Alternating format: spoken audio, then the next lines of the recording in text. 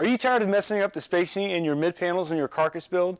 Stick around in this video as I show you an easy way to measure and mark your carcasses to get evenly spaced mid panels every time.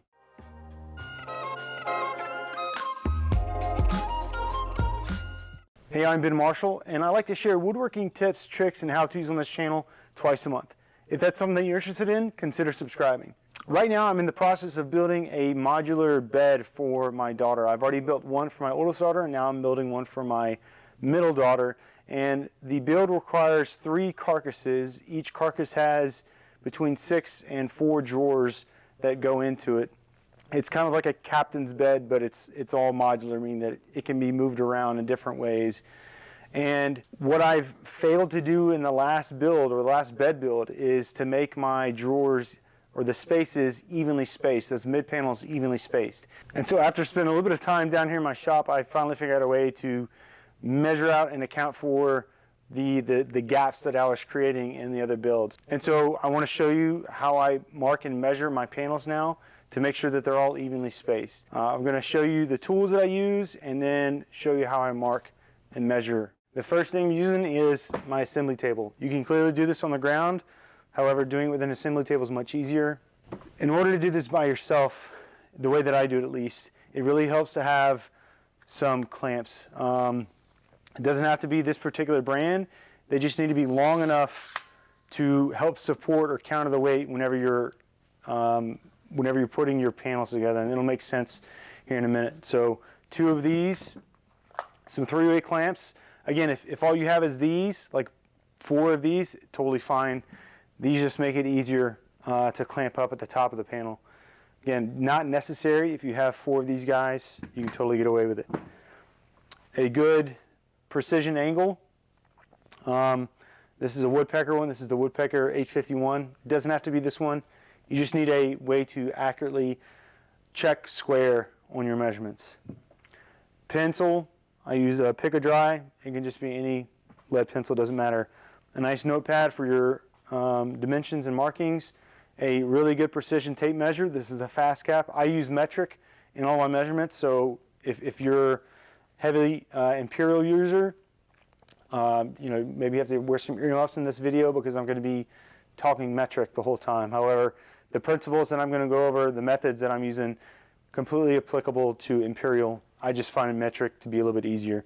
And the last thing is you want to have some scrap wood. This is probably 50 millimeter wide, or inch and a half for you imperial people. And this is just to make some really quick jigs. That's going to make this process go a lot faster. And that's really it. That's all the materials that you're going to need to mark and measure. And we're going to start doing the measurements on the next bed carcass. So the first thing I like to do is I like to join the top and bottom mid panels, or top and bottom panels together. This makes it easier for me to work alone. And it also makes it easier for me whenever I mark my pieces. And so all I'm doing is I'm using my fingers and I'm just filling the edge and making sure that it's flush. And once I've got both panels together, take these 3-way clamps, hold them together, and then these panels, or these clamps, are going to help stabilize and keep this piece held upright. It doesn't have to be insanely tight. Again, I'm just using it to act as lateral support, more or less. Again, you just want to make sure that everything is even on the edges and on the top. Again, just filling with your fingers. You can already see that other clamp's already holding it upright. Okay, so now I've got my panels on edge, and this just makes it so much easier for me to mark and transfer lines between the 2 panels. One thing that I've always come into an issue with is whenever I had the panels laid flat and when I go to transfer my lines, sometimes they don't always transfer square, and so that really messes up the joining process. One thing that I forgot to mention was whenever you stand these panels up, you want to have it so that the inside of your carcass is on the outsides of this stand-up. Okay, so to figure this out, to get the evenly spaced spaces between these panels, is I'm going to take the measurement of my overall carcass, the overall width that it's going to be. All right, so the overall width is 1,424 millimeters. So 1,424. Now I'm going to measure the overall thickness of the dividers or the mid panels that I'm going to have for the entire piece. So in this case I have 4 panels, and the thickness is right at 70 millimeters.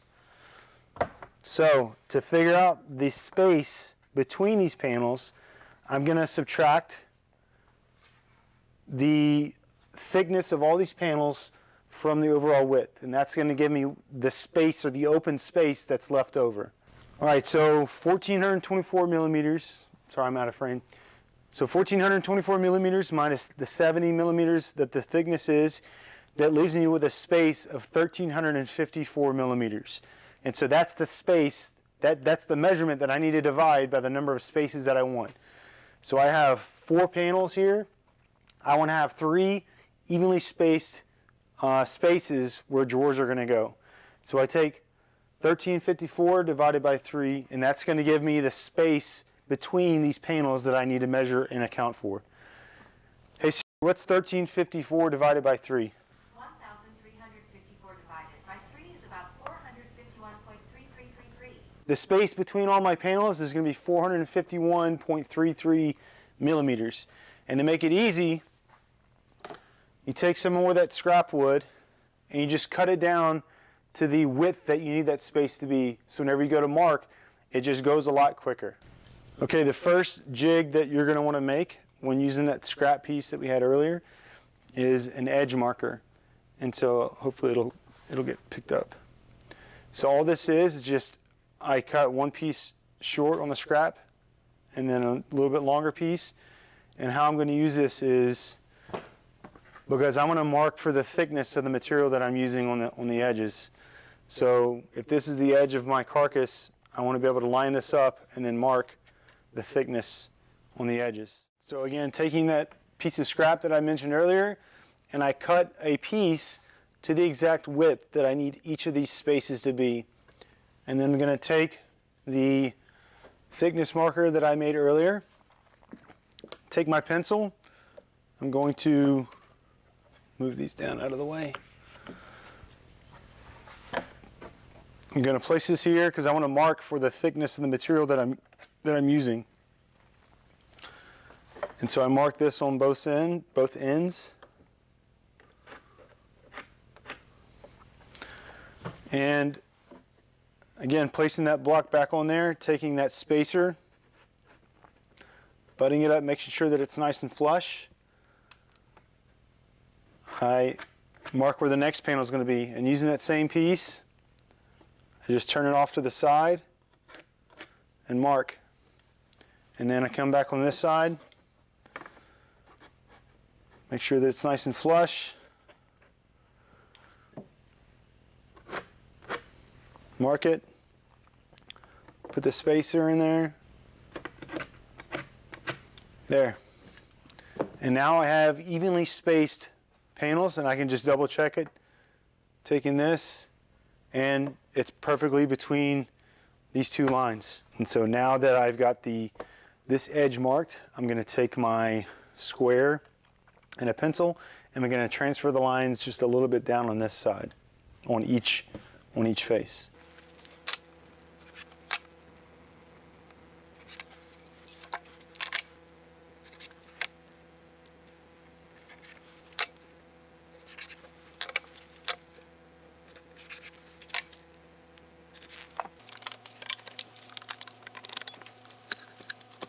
Okay, now that I've got it flipped over, I'm going to do the exact same process just on this edge. That way I can draw a line directly down the faces of each carcass panel.